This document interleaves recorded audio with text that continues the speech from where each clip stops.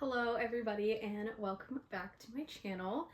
Today I have decided that we are going to just chat and gossip like we're on FaceTime about all of the media I consumed in the month of February. So I have my pink comfy PJ set on, my Beau champagne glass, and my cotton candy Alani, and I am ready to just sit in bed and gossip with you guys about all things media, recommendations, flops, all those things. So grab a drink, grab a snack, get comfy, and let's just have a girl talk. Something about me is I consume a lot of media. I watch so much TV.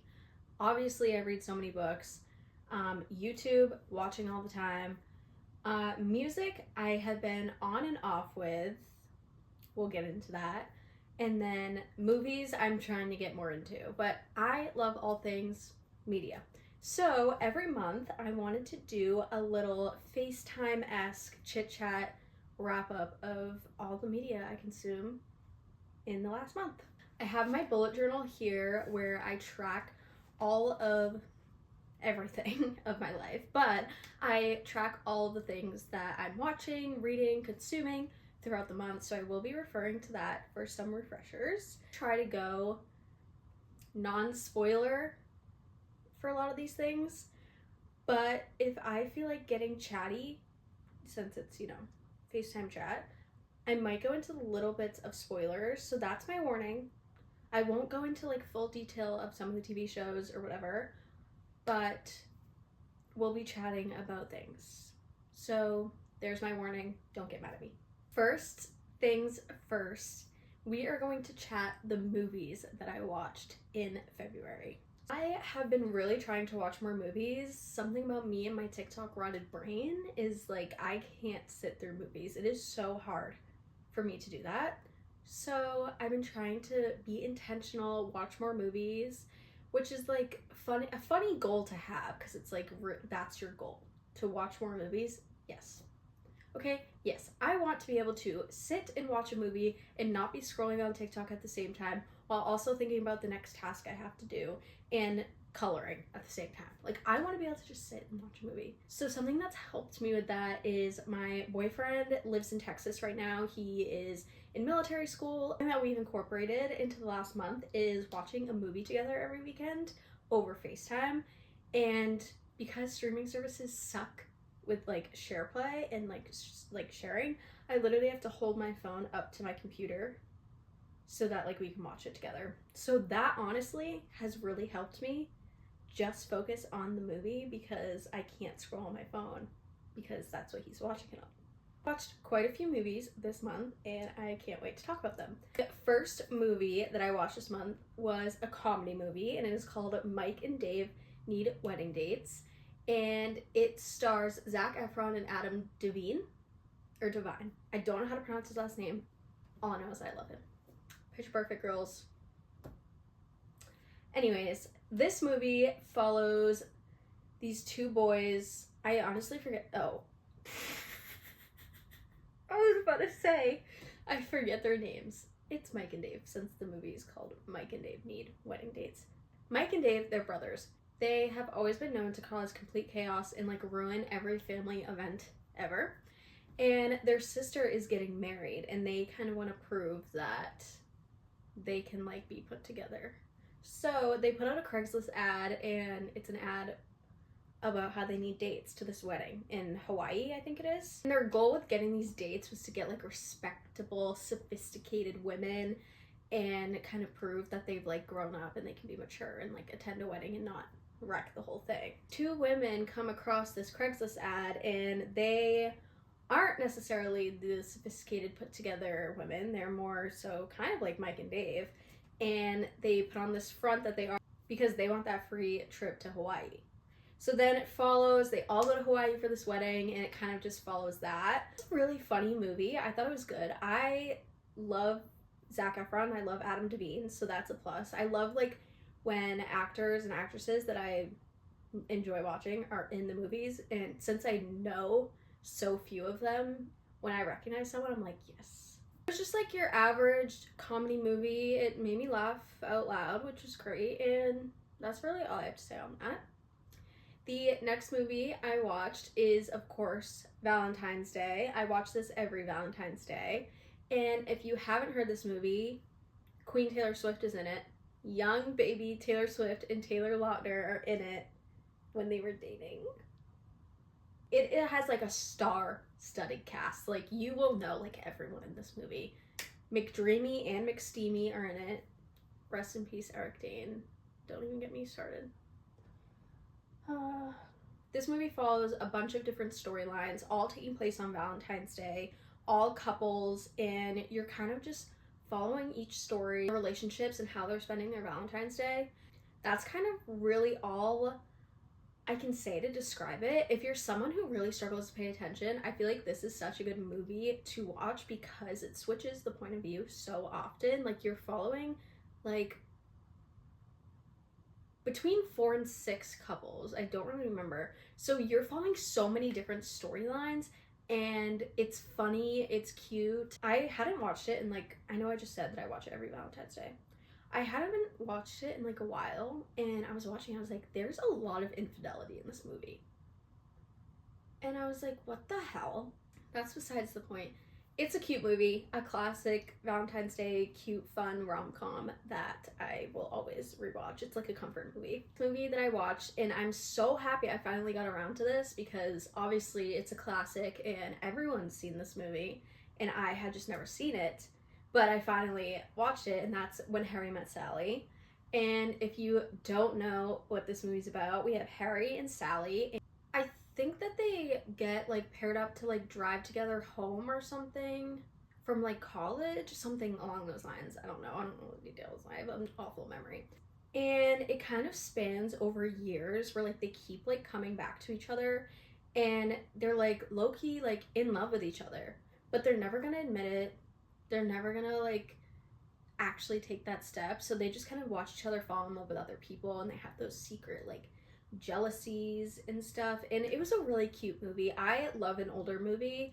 I just love the vibes. It's a very fall movie. So if you're looking for a movie to watch in the fall, it's very autumnal, and like the vibes are just there. But that was a great romance movie. There were some funny aspects. I'm so happy I finally watched it because everyone has seen that movie. It has always been on my radar. Let's take a much needed Alani break.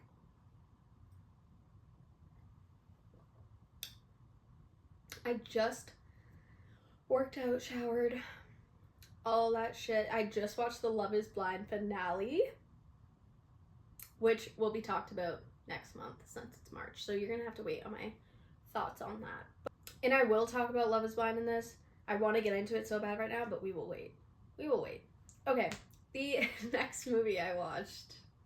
Okay, listen, let me give you some background. My little brother just turned 9, and he wanted to have a family night at my dad's house with all of my brothers.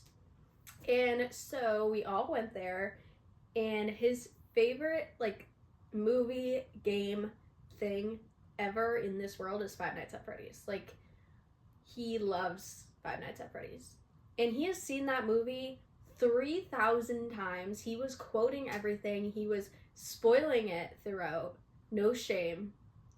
And it was quite funny. But that's the movie that he chose to watch for his birthday. The only good part about that movie was Peter Millock, of course. Josh Hutcherson, the king that you are. The king that you are. I love him. I love him so much. But I hated this movie. Like, I literally did not care. I had a Five Nights at Freddy's phase. When I was younger, I was playing the games. I was all in that because I grew up with brothers. So all my brothers were into it, and it was just like a thing. I had that phase too when I was younger, but obviously I'm older now, and I'm not really into it. And I just thought the movie was bad. Like, I just can't take animatronics coming to life and being evil seriously in a horror movie. And like, I love horror movies, but I just couldn't take it seriously. So then the last movie I watched was Just Go With It with Jennifer Aniston and Adam Sandler. And don't judge me I have not really seen that many Adam Sandler movies. Like, I've seen 51st Dates and Click, and that's really all I can recall. Like, Billy Madison, I know of. I've never, like, sat and watched it, but it would always, like, my dad would put it on sometimes when I was younger. But other than that, like, I'm not very well versed in the Adam Sandler world, and I get bullied for it all the time. Like, people are like, what are you talking about? And so my boyfriend was like, we're watching, just go with it. And I was like, okay. So that's what we watched. And if you haven't seen this, which I'm sure you have, we have Adam Sandler's character, and of course I forget his name, because why would I ever remember anyone's name in a movie? We have Adam Sandler's character, who his, like, way of picking up women is, like, wearing a ring on his finger and being the married man, and that was, like, working for him for a while until it wasn't. And he ends up, like, meeting this girl who he really liked, and she was, like, very turned off by the fact that he was a married man. So then he just, like, starts lying to her, and it, like, spirals into so many lies. And Jennifer Aniston's character is, like, his best friend, and they work together at this plastic surgery clinic. And she has to pretend to be, like, his fake ex-wife, and they go off on a vacation together, and it's classic Adam Sandler, funny comedy and also romantic. I liked this movie. I don't know. I think I need to watch more Adam Sandler. I just, like, don't, not that I don't get it. I get it. I think he's funny. I think his movies are great from what I've seen. And I understand why he's so popular, but, like, it wasn't having me, like, I feel like my whole life he's always been portrayed as, like, hilarious, like, so funny, laugh out loud. And, like, I laughed out loud, like, a few times, a little chuckles here and there, but I wasn't, like, I don't know how to explain it. Maybe it's just not my type of humor. I still think Adam Sandler's iconic, and I'll still probably, I do want to watch the rest of his movies and, like, actually be a part of society and be an Adam Sandler watcher, since everyone has seen all of his movies and I just haven't. Next, I'm gonna go into books. Now, I'm not gonna talk too much about books because I did do my February reading wrap up, which you should definitely go check out. But I'm just gonna be talking about my favorite book of the month in terms of the media wrap up, and that's kind of where I'll, like, cut it off at books. Favorite book of this month, besides I did read Binding 13, but I'm not going to count it because it's a reread. My favorite book of this month, which was 5 stars, was The Favorites by Lane Fargo. This book was so good.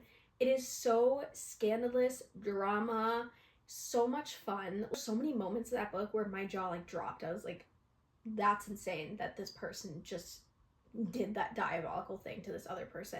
And it's like that, and it's like, I'm someone who loves reality TV, so it kind of felt like reading a reality TV show. It follows Katarina and Heath, and they are figure skating partners and have been, like, since their childhood, and they're also, like, lovers, on and off lovers. They have a weird toxic dynamic, but we just follow them going through life in the spotlight of the figure skating world. And, like, I'm someone who, I don't really care about figure skating. I've never had an interest in it, but, like, I fucked with this book heavy. Like, I thought it was so good, and I think you should read it. It's so fast paced, short chapters. There's also, like, interview style dialogue in there too. It's like a mix of, you know, your regular book and an interview at the same time. And it was just so great. It's definitely a book that would get you out of a reading slump, so I definitely recommend that. Next topic we're going to get into is music. Now, here's the thing with me and music. I love music, but I go through phases with it where I will go months where I just, like, won't listen to music. I'm like, I don't feel like it. It's not my vibe. I'm not in the mood for anything. And I'll strictly listen to podcasts. Like, when I'm 99% of the time, when I'm working out, when I'm doing chores around the house, showering, getting ready, all those things, I'm listening to a podcast. Or I'm watching a show, like something like that. Music, I haven't been, like, gravitating towards. So last month, I didn't listen to a ton. I did listen to, though, was Brent Faiyaz's new album. I listened to that all the way through once. and I don't really remember it because I only listened to it all the way through once. I remember it like I listened to it while I was like cleaning the house, and like it was good. It wasn't anything special. I don't think anything will ever beat the album I'm thinking of. I will put it on the screen. Of course, I forget the name. That album to me is like perfection, and I love it. And this one like fell a little bit flat, but also like I can't really judge it because I only listened to it once, and I haven't really given it a chance since. But I love Brent Faiyaz. I love his like voice and the like style of his music. So like it's a good album. I just need to like give it more listens. My boyfriend discovered Lorde this month. He has never really like got into Lorde's music, and like I mean everyone knows her popular stuff, but he's never like dug into it, and he went into a rabbit hole one night and was just like listening to her albums and everything, and I was like, you know what, I haven't listened to Lorde in a while. I want to rediscover her as well. So I listened to a lot of her Pure Heroine album, which is so good. It's a no skips album. Like that album is so good, so many bangers. One of my top favorite songs by Lorde, it's not on that album, is Perfect Places. I love that song. I don't know, something about it. It's just so good. So talented. Like, so talented. I don't think Lorde is talked about enough. Yeah, she has a big following, and she's, like, pretty, like, mainstream. Like, a lot of people listen to her, but, like, she's not talked about enough. She needs more hype. And the way she's strutting it on that freaking treadmill on stage, yes. This yapping is really making me thirsty. Really all I listen to for music. I am kind of stepping back into my music era right now. So March might have some music to talk about. I mean, Harry Styles is coming out with an album. This is monumental news. Like, this is the biggest thing of 2026. Harry Styles came out of hiding, and he's coming out with an album. And Aperture, wait, did Aperture come out in February? I don't remember. Anyways, we can talk about it. Great song. Okay, I'm a Harry Styles one girly all the way through. I love all of his albums, but HS1 is different. Like, it's so good.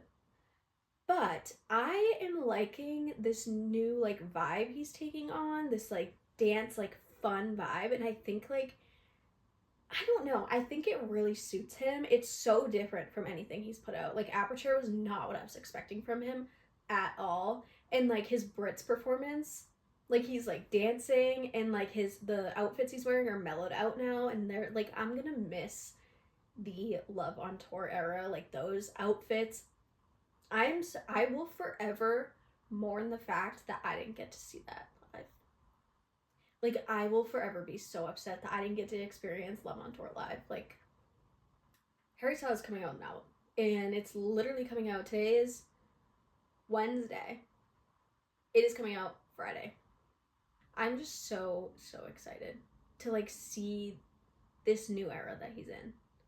And I saw like he did the Royal Court with Brittany Broski, and he just like said the vibe is just like dancing and having fun, and I love that. Okay, the last category we're talking about, and the biggest category, is TV shows. I love a good TV show. I watch so much TV, it's disgusting. First, let's talk Love Island All-Stars season 3. This season was so filled with drama, like so drama, and it was entertaining for sure. And like I was like switching who I was rooting for every episode. Like for example, like Scott, I've always liked Scott. I think he is made for TV. Like he says it like it is. He has no filter. He has no remorse. He will say what's on his mind, and he doesn't give a fuck what anyone says. He will say his opinion. He will put it out there, and a lot of people don't like it. Something about him pissed me off this season. Like, I didn't like the whole, like, the Belle and Leanne of it all. Like, he could have just stuck with Leanne. Like, if he was barely giving Belle the time of day. He obviously didn't really like her or like was interested in getting to know her, like just stick with Leanne. Like, what are you doing? You had something good. And then for him to be like, he was always saying like, well, it's like a Love Island, like I've only known her for like this long, and like I'm like, okay, but you're there to find a good connection and you did, so why don't you just like keep growing that? Them bringing in USA, I actually really like that. I think what's happening here is that they are running out of UK all-stars to come back. Like, no one wants to come back, and they had to branch off to the US. I thought that was a great touch. I think like they should keep that a consistent thing that they do, because I think that's fun, like bringing in the US Islanders. And I also I like Harrington and his little smolder. Like, he's funny to me. He's so frat boy, but he's hilarious. Tommy. I love Tommy. I loved Tommy the whole time. I didn't watch his season, him and Helena's season. I didn't watch it. So these were my first impressions of him and Helena. And Helena, from what I've heard, her, like, she did not look good on her season. Like, people didn't like her, and I'm not sure why, but I love her. She's a queen. I love her and Tommy's friendship. Like, they were great. And Tommy's just such a sweetheart. And, like, I just don't know if Jesse was genuine or not. I don't know. Let's get into the Belle and Lucinda of it all. Belle. I really liked Belle the whole time. I think she stands on business. She talks her shit. She is fiery, which she like says 95,000 times. And I just think like a lot of the time she was right. She had a reason to be as angry as she was. Like, I think she had a right to be so mad about the Lucinda and Sean situation, because like, why did you have to wait until she was out of the villa, she was out of sight, out of mind, and then you all of a sudden want to start getting to know Lucinda, and you guys are like in love all of a sudden? It's like Lucinda was always there. I don't know, that it was weird, and she had a right to be angry. And Lucinda, there are a lot of moments with her where she's rage bait queen. She is rage bait queen. So many moments where I was like, what are you doing? Like, actually, what are you doing? And like, the whole laughing thing, everyone was so mad because she'd always laugh. And like Sammy, oh my god, Sammy would get so mad because she would start laughing. But like, I get it. Like, I laugh in awkward situations too. So iffy. I think that Lucinda got way too much hate. I do think that. I think it was on the brink of bullying from everybody. But I also, like, there were moments where I was like, she kind of put herself in this position. Like, she wronged people and she was continuing to not take accountability and whatnot. Sean was the problem in that situation. Sean owed the loyalty to Belle. Lucinda didn't. So I think that Sean should have gotten more heat than Lucinda did from Belle. Sean and Lucinda, I think they're great together. They're like a match made in heaven. Like, they work very well together. They're bubbly, they're unserious, like fun. Like, I can see that working out, and I hope it does. Sammy and Kieran winning, okay, I see why they won. Like, they kept like the strongest connection throughout, and they like didn't have any problems, and they were very like smooth sailing.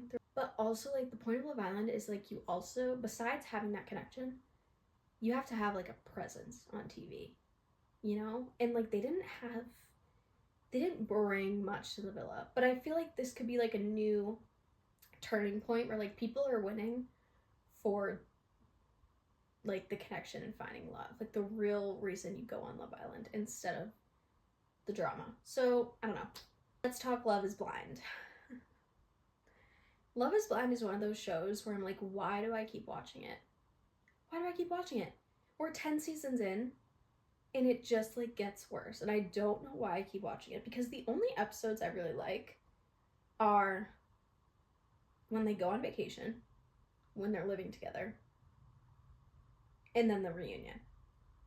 I hate the pod episodes. I find them so boring. I watch them anyway because obviously you have to, you know. And I hate the weddings. Like, I'm bored. I live for the drama. So I think that's why I keep watching it, is because like, it's so ridiculous. The most diabolical people always get put on the show. Chris.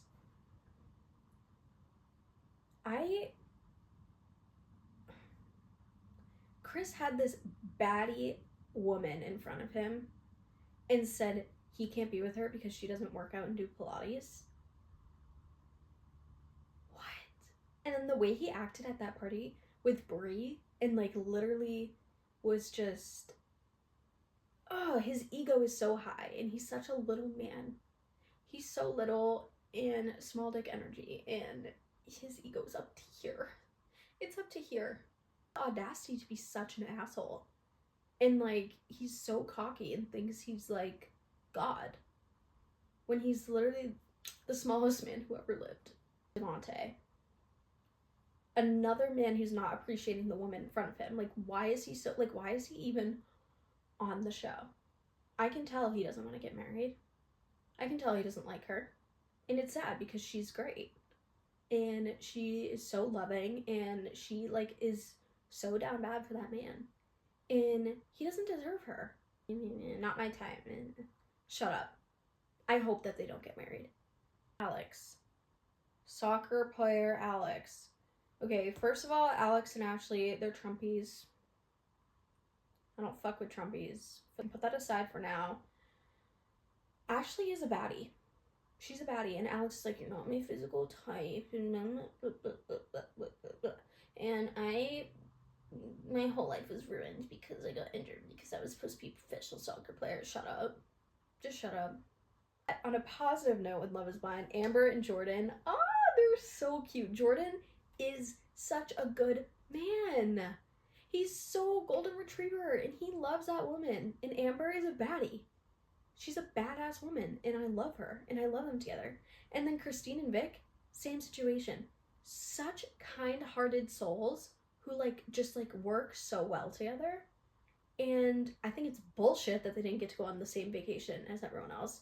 What was that about? That better get addressed in the reunion, because what the fuck? Those two couples, I think, are definitely saying yes. I think I can see them in the long run, and I just think that they work well together. Can't wait for the reunion. I hope Chris gets clocked so hard. I hope that this is still filming. I want to check, but I don't want to change the camera angle. I watched the Filthy Rich Jeffrey Epstein documentary, which came out, I think, in 2022, but it's repopularizing because of, things going on in our country and world right now. Ugh. He's such a disgusting man. And anyone who's involved with him is fucking disgusting. And I don't want to get really into it. It was a great documentary. I really like that the victims got to speak up, have their voice, tell their side of the story, and have that opportunity. Can't believe people like him exist. How can you be such an awful human being? How can you do these terrible, terrible things and just get away with it because you have so much power, because you have so much money? It's so insane to me. And I don't even want to get into the conversation of how money and having money and power, just you can get away with anything. Sorry, I had to let my dog out, and I'll probably have to get up again to let him back in, but I've already been filming for 36 minutes. Holy shit. Okay, next. I watched another documentary called Don't Pick Up the Phone, and that was insane. It actually, one of the cases in it took place near me. Never heard of this before.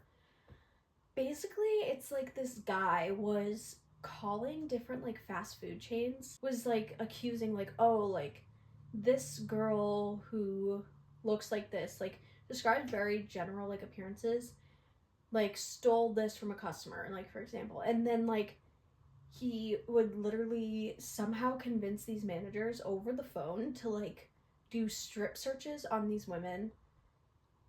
I think there were a few men in there too. These young employees at these fast food chains, and it would get to assaulting and everything, and I was like, it is crazy to me how it goes back to the Stanley, I think it's Stanley Milgram experiment with it's that psychological experiment where there was the teacher and the student, and the experimenter was telling the teacher to send shocks to the student to the point where they almost died, electric shocks. And it wasn't real, but the person was under the impression that it was real. And it's like the things that you'll do just because someone is telling you to, even though you know it's awful. That's why I study psychology. Like, it is so crazy how our brain works. That was a crazy documentary. Super good, super weird. But as I was saying, like, it's just crazy what us humans can be capable of. Because, like, I'm watching it, I'm like, I just wouldn't listen to this random person on the phone who's claiming they're a police officer and telling me to strip search this 16-year-old. What? I'm watching Vanderpump Rules. I could do a whole video on Vanderpump Rules. I've already seen it, but I'm watching it again with my boyfriend. I'm too much into that because I just love it. It's like top tier reality TV. I learned so much from that show. And finale of what we were talking about today. Tell Me Lies. I've been watching Tell Me Lies since it came out. It came out and I am like so sad that this is it. Like, this is over. Like, Stephen DeMarco is no longer going to be torturing me through the screen. And it's like bittersweet. It's bittersweet because that man causes me so much anxiety, brings me so much anger. Like, I would get so angry watching that show and watching the things he does and watching him destroy everything he touches. That's when you know it's a good show, is when like the characters genuinely make you feel these genuine emotions as if they're real. Season 3, that finale, everyone's like, oh, so much is missing. Like, oh, that's not what I want. I think it was perfect. I think Steven's wedding speech airing everyone out, as much as I hate him, so necessary. Everyone needed to know everything. I think everyone, in order to be set free from the trauma that was their college experience, everyone needed to know everything to move on with their lives. And I think the playing of Toxic during that time and just the comedy, it was hilarious. It was so funny, so necessary, so well executed. I think it was perfect. The scene is one of the best scenes in the whole show. It was so good. And then like the whole Lucy and Steven, like, you almost wanted them to end up together again. And then they almost do, and then he gets his one up on her one last time and leaves her stranded at the gas station. Everyone's like, no, like, she knew, like, she was gonna play him. No. She fell right back into that trap, just like Steven wanted her to. And then, like, she walks out and she just laughs to herself. And, like, it's so girlhood. It's like, oh my god. It is hilarious at this point that I fell for this man's tricks again. After all of these years, she fell for it again, and you just have to laugh at yourself. Just, I wish that we got a Wrigley and Bree happily ever after. Like, I'm sure in my mind, after that wedding, Bree and Evan get divorced. Fuck Evan. Fuck Evan. Because what do you mean you went and got Bree's mom drunk? On purpose, lied about it to ruin and sever that relationship. That was so unbelievably fucked up. And he deserves to get divorced by Bree. And Bree and Wrigley deserve to be together. Now, listen, Bree. She had me. The whole series, obsessed with her. Loved her. And then she had to release that fucking tape. She ruined her best friend's life. Got her kicked out of college over the fact that she slept with her boyfriend last year, the year before. That I will never be able to forgive Bree for. Like, I had faith in Bree that she was going to be the one character besides Wrigley. Wrigley is amazing. No flaws. No notes, whatever. I thought she was going to be great. No, that ruined it. That ruined her for me, ruined her character. I'm very passionate about that show. I think everyone needs to watch that show. It is so amazing. And the acting is so good. I love that cast. I love that they're all so close in real life. Okay, my dog won't shut up. I have schoolwork to do. I've been yapping for 45 minutes. I need to go. I hope you enjoyed this style of video and chatting and gossiping about all things media, like we're on FaceTime. If you have seen any of the movies or shows that I mentioned today, I want to share your thoughts. I'd love to hear them. I love talking about this stuff. If this is something that you want me to do every month, I'm probably going to do anyway because I'm having fun. But let me know, and thank you so much for watching this video, and like, comment, subscribe, all those things. My book talk will be in the description, and thank you so much.